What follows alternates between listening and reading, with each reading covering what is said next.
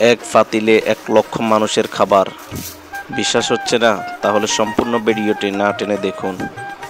বাংলাদেশের বড় পাতিলের মধ্যে এটিও একটি বড় পাতিল, যাতে প্রায় 1 লক্ষ মানুষের জন্য খাবার তৈরি করা হয়।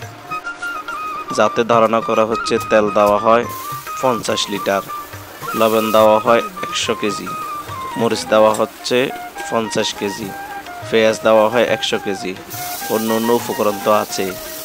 এভাবে তৈরি হয় 1 লক্ষ মানুষের খাবার।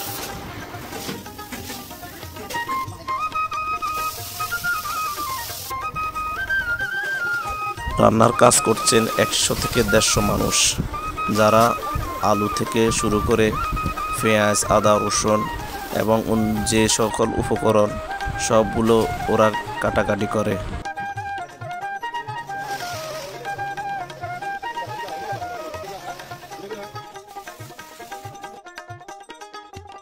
রান্না শেষ হলে ছোট ছোট পাতিলে করে বিভিন্ন জায়গায় পরিবেশনের জন্য নিয়ে যাওয়া হয়।